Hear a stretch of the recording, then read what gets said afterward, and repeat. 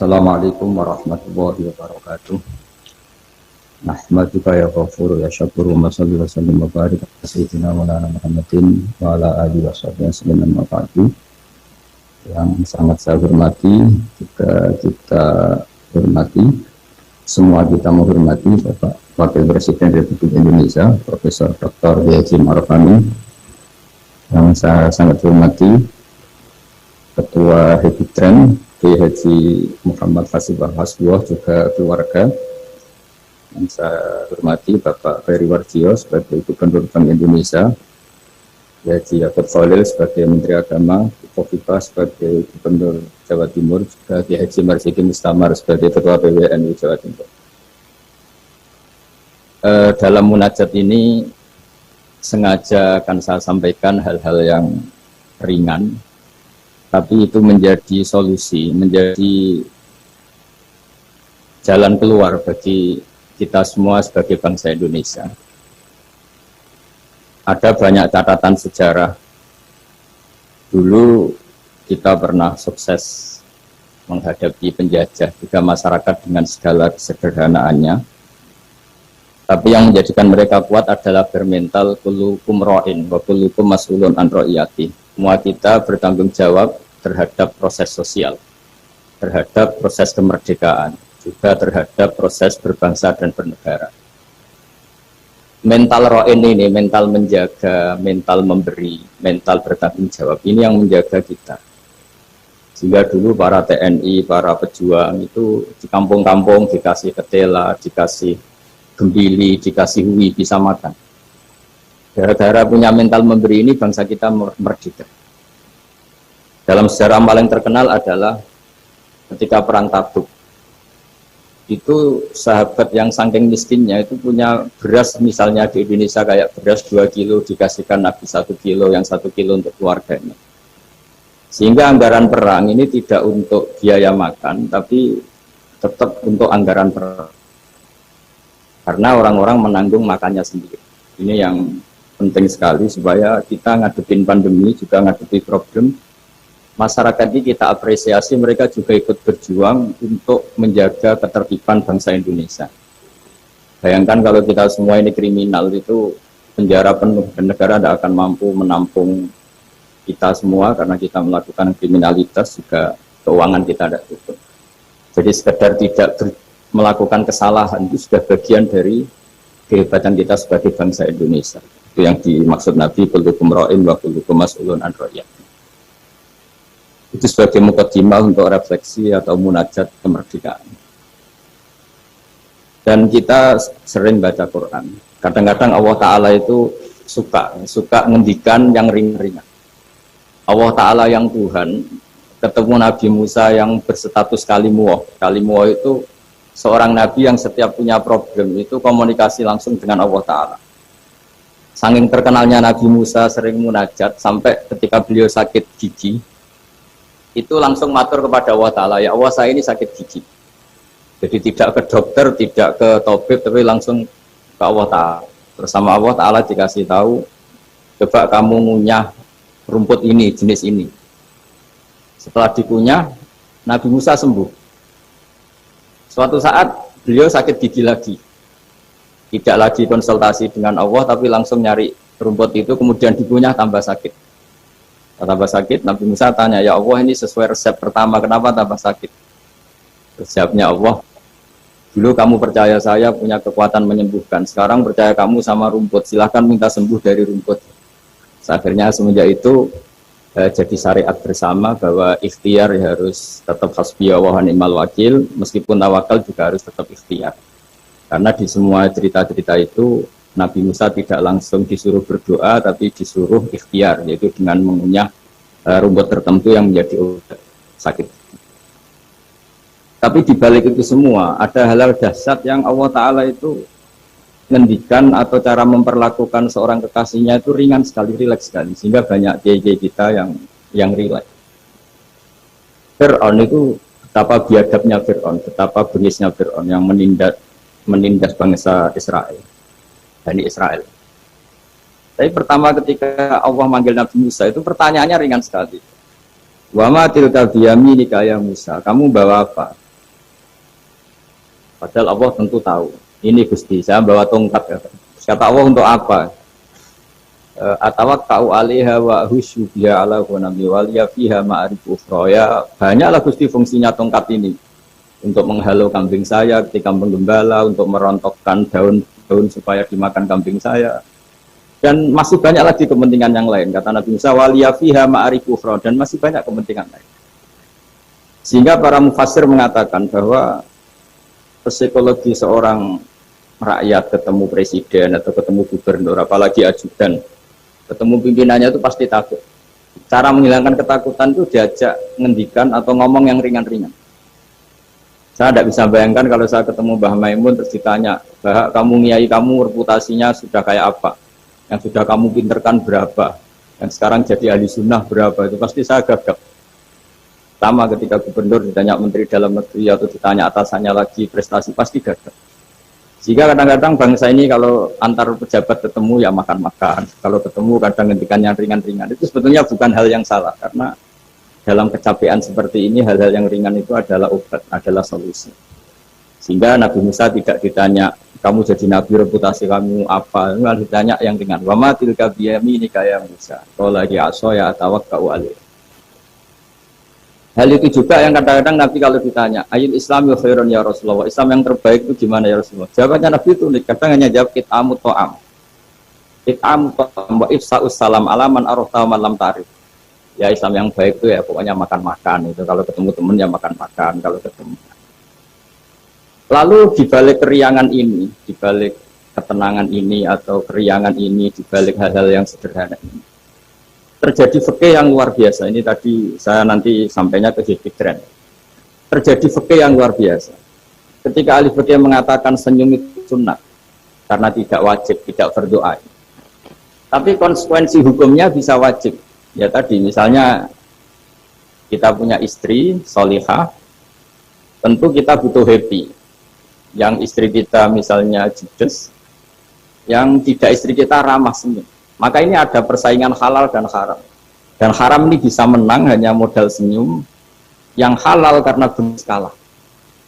Jika dalam konteks tertentu maka yang dikatakan Nabi senyum itu sunnah. Itu tidak dimanai ulama sunnah dengan arti tidak wajib. Tapi sunnah dengan arti perilakunya orang-orang soleh. Untuk kompetisi itu pasti senyum. Karena tidak kebayang kalau yang soleh, yang baik itu bawaannya tanfir, menjadikan orang lain lari. Sementara yang batil menjadikan orang lain tertarik. Ini jangan sampai terjadi. Sehingga Islam kadang-kadang mengajarkan kita hal-hal yang ringan tadi. Kit'amu to'am. Ya kalau ketemu teman ya makan-makan. Kita tidak bisa bayangkan misalnya komunitas orang-orang bandar narkoba kalau ketemu anak buahnya makan-makan, rileks. Sementara kita yang soleh-soleh, meditnya minta ampun. Sehingga orang terus kapok berteman orang soleh karena batil. Terus mencari berteman orang batil karena sahot.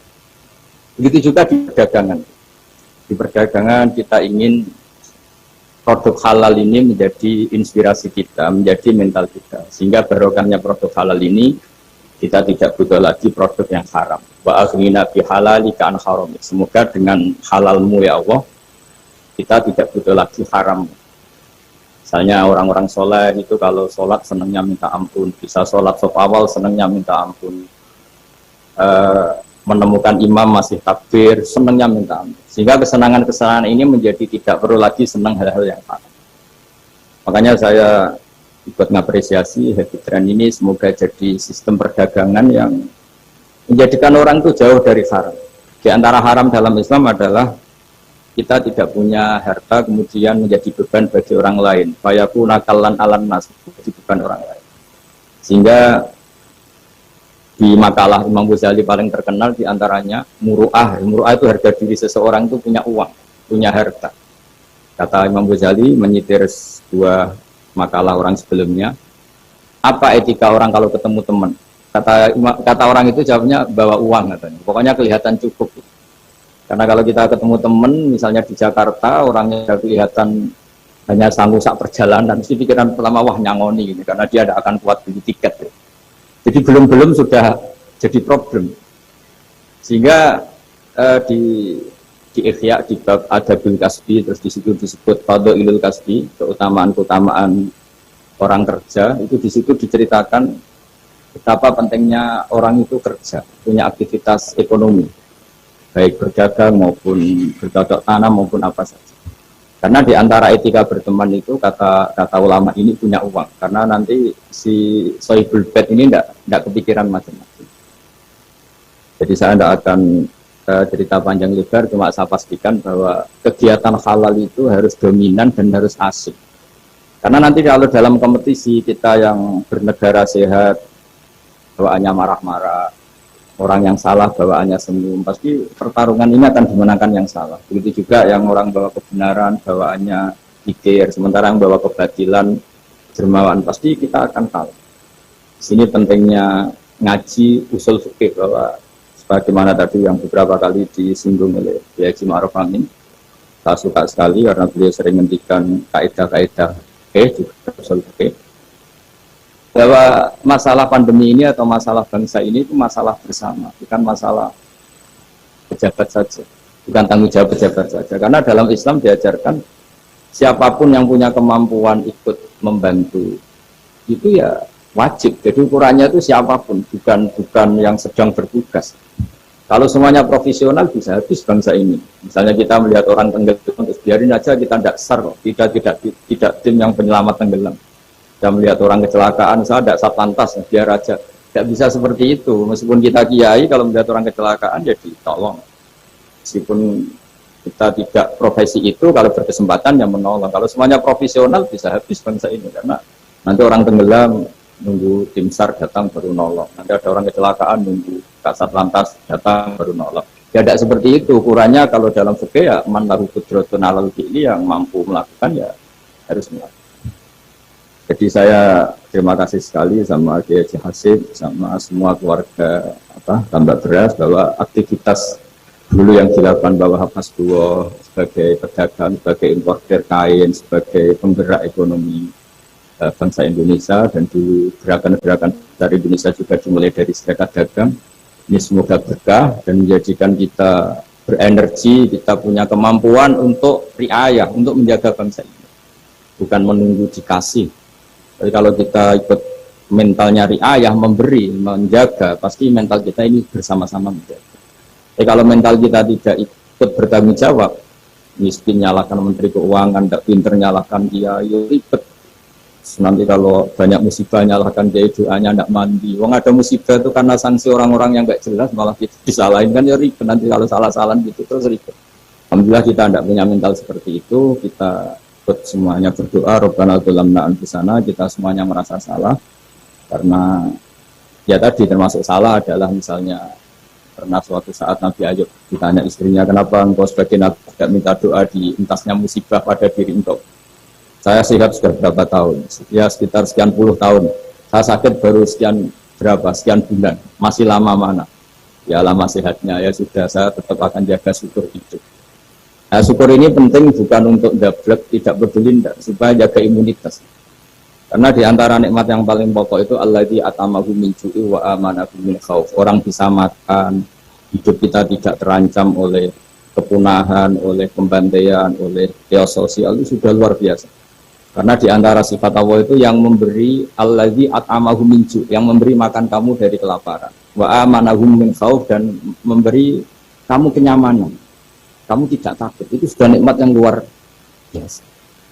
Saya sering bayangkan nikmat ini kayak apa kalau kita jadi orang Irak, orang Syria, kayak apa nikmat bangsa Indonesia yang teduh, yang nyaman. Ini harus kita syukurin dulu, bahwa kita ingin nikmat yang di atasnya itu, ya ingin pandemi berlalu, ingin ekonomi baik, oke lah, tapi syukur dulu supaya tidak lupa lah bahwa kewajiban kita itu alhamdulillah dulu. Jangan karena kemerungsung ingin ideal terus yang sudah kita dapatkan kita hilangkan. Itu bahaya sekali dalam muamalah sama Allah Ta'ala. Sebagaimana tadi yang diskusi yang disitir Bapak Wakil Presiden, siapa yang tidak syukur atas nikmatku, tidak sabar atas balaku, itu maka silahkan mencari Tuhan selain aku, tapi jangan menempat bumiku, jangan menempati bumiku, jangan pakai langitku. Intinya itu betapa bahayanya kita kalau tidak syukur. Saya kira demikian, dan saya terima kasih sekali atas kegiatan atau ide jadi tren, tapi saya mohon semohon-mohonnya bahwa ini adalah bagian dari meneruskan tradisi dulu, mulai Pak Wahab, mulai Pak Hasim, mulai Pak Bisri, mulai semuanya lah tokoh-tokoh dari ormas manapun, termasuk dulu ada Serikat Islam, ada Serikat Dagang, karena semuanya ini akan membangkitkan bangsa kita dari keterpurukan. Kita harus jadi kompetitor yang baik sehingga masyarakat ini berkebutuhan yang halal. Karena orang nikmati laba dari dagang, dapat uang dari bisnis, mereka antipati dapat uang dari nyuri, dari korupsi. Jadi semua kebaikan harus dinikmati untuk dalam rangka wa aghnina bi halalika an haram, supaya kita cukup menikmati yang halal sehingga tidak berkebutuhan lagi sama yang haram. Itu juga dalam berekonomi, berbisnis dan peradaban. Saya kira demikian dan mohon maaf karena tadi saya harus ngaji dulu Bulughul Maram sehingga ada bisa ngikuti mulai awal. Dan terima kasih. Assalamualaikum warahmatullahi wabarakatuh.